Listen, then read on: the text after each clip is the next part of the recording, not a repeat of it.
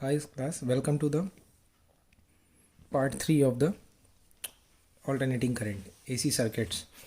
Okay, so as we have seen in the previous video that the power given by the AC power given to the circuit is given by 1 by 2 V naught I naught and cos phi, and cos phi is called the power factor.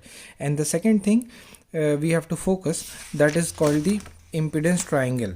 Okay, impedance triangle which we have seen on the page number 531. I'll again show you what I am talking about.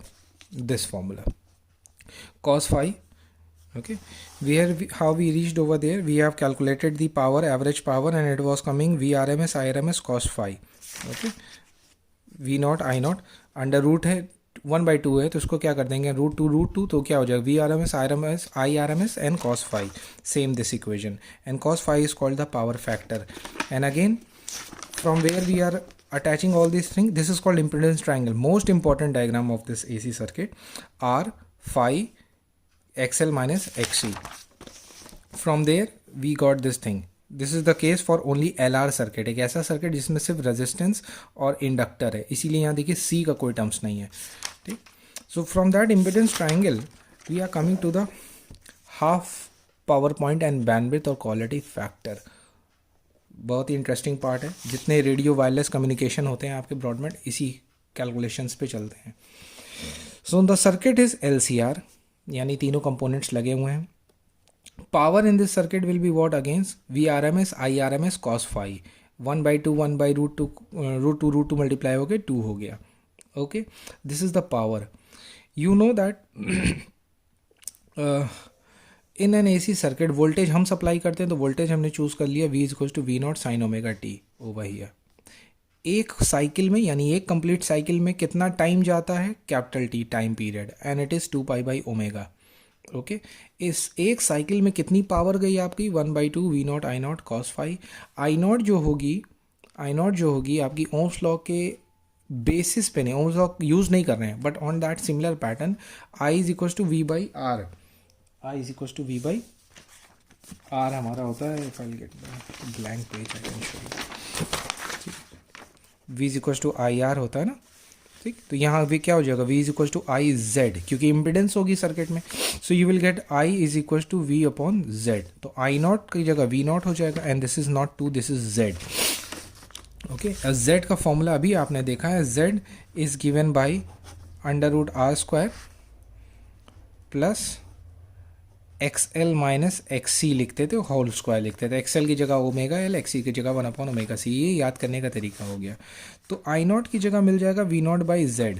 I not की जगह हम रख देंगे V not by Z. तो power की equation में क्या हो जाएगा, 1 by 2 रहेगा ऐसे ही, V नॉट स्क्वायर कर जाएंगे. और कॉस फाई का फॉर्मूला अभी हमने आपको पीछे दिखाया था पेज नंबर 531 पे. It is this thing. You that means 1 by 2 V naught as it is I naught की जगह ये इक्वेशन, और कॉस फाई की जगह दोनों को मल्टीप्लाई कर देंगे, you will get this formula. Okay, what we are getting 1 by 2 V not square r upon are square. Root हट जाएगा, दोनों एग्जैक्ट सेम डिनोमिनेटर, रूट हट जाएगी. You will get omega L minus 1 upon omega C whole square. This is very important. ये मिल रही power आपकी.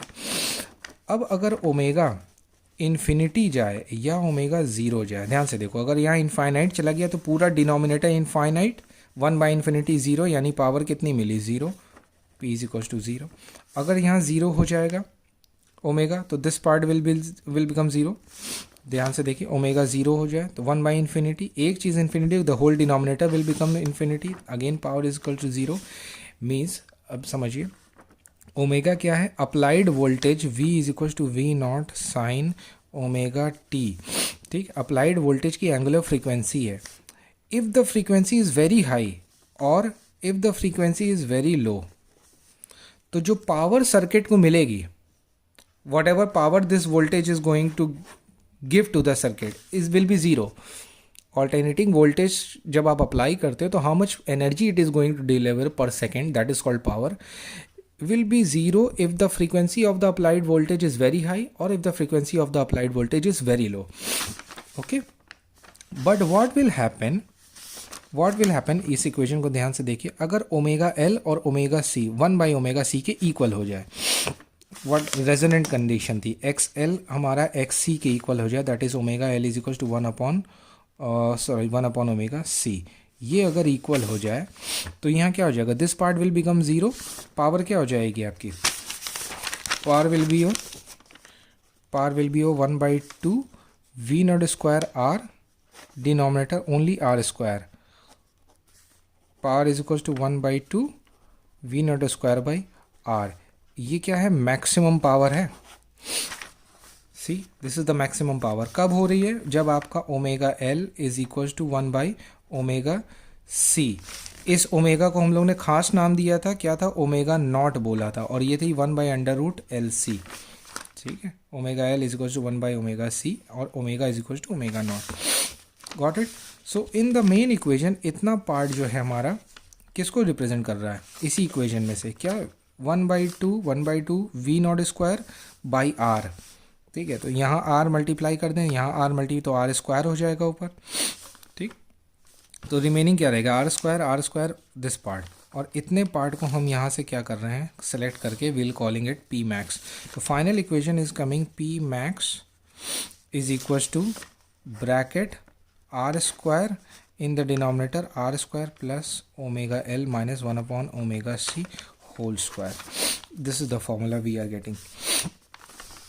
Okay, ठीक है, तो power, this is the instantaneous power is equal to the maximum power multiplied by resistance in the circuit, inductive reactance, inductive capacitance, इन तीनों पे डिपेंड करती है। मीन्स किसी पर्टिकुलर फ्रीक्वेंसी, ओमेगा क्या है, अप्लाइड वोल्टेज की फ्रीक्वेंसी है। If you change the frequency of the angular frequency of the applied voltage, the power delivered to the circuit will be changing. Omega naught, ये diagram बहुत important है, you are changing the omega, that is the जो voltage जो आपने apply किया है, V is equal to V naught omega sine omega t, उसकी omega change करना है एंगुलर फ्रीक्वेंसी। एक ओमेगा नॉट पे ये एक्सएल एक्सी इक्वल हो जाता है तो मैक्सिमम पावर मिलती है, उसके ऊपर जाने उसके नीचे आने दोनों तरफ हमें पावर कम मिलती है सर्किट में। तो हम कितना नीचे आ रहे हैं, दैट मीन्स ओमेगा नॉट हमारी रेजोनेंट फ्रीक्वेंसी है, omega zero. If we come down will find a frequency omega 1 जहाँ पे मैक्सिमम पावर की आधी पावर मिलेगी, उस फ्रीक्वेंसी को कहेंगे ओमेगा 1। इसी तरह अप जाने पे एक फ्रीक्वेंसी मिलेगी जिस पे मैक्सिमम पावर की आधी पावर मिलेगी, दैट मीन्स ओमेगा नॉट पे तो हमें मैक्सिमम पावर मिल रही है, resonant condition, and will find इस मैक्सिमम पावर का आधा करके अगर बाइसेक्ट करें तो this graph will provide us two frequency omega 1 and omega 2, okay, and omega 2 minus omega 1 will give you the delta omega, इसको कहते हैं बैंडविथ। आपने सुना होगा that whenever there is a radio transmission bandwidth allowed होती है, 500 megahertz bandwidth है, 600 megahertz bandwidth, 2.4 gigahertz, wifi आज के 5.8 गीगाहर्ट्ज़ पे चलते हैं, ठीक है, तो बैंडविथ मिलती है। Means whatever transmission you want to do, you have to do it within this bandwidth. इससे कम फ्रीक्वेंसी भी भेजोगे तब भी कोई फ़ायदा नहीं, इससे हायर भी भेजोगे तब भी कोई फ़ायदा नहीं। तो ट्रांसमिशन होता है इस बैंडविथ के अंदर, मीन्स फ्रीक्वेंसी 1 ओमेगा 1 से ओमेगा 2 के बीच में। Got it. तो ओमेगा 1 और ओमेगा 2 को ढूंढा कैसे जाए, इस तरह से ढूंढेंगे। हमें फ्रीक्वेंसी चाहिए पी जो थी हमारी, यहाँ से देखिए पी हमारी मैक्सिमम थी, यानी अब इस पी को क्या कर देते हैं, पी मैक्स बाई 2, और बाकी चीज़ यहाँ पी मैक्स रहने देते हैं, ये कट जाएगा सीधे। उसके बाद आपको इंटरचेंज करना है, यूल सिंप्लीफाई इट, तो हमें यहाँ मिलेगा ओमेगा एल, ठीक, ये क्या हो जाएगा भाई, यही चीज़ मैं आपको दिखा रहे हैं, 1/2 is equal to R square upon are square plus omega L minus 1/ओमेगा C whole square. This whole part will go over here, और उसको री अरेंज करेंगे तो at finally will get omega L minus 1/ओमेगा C plus minus R, ठीक। Now see this equation, resonant frequency होती है omega naught is equal to 1/√LC, ठीक है।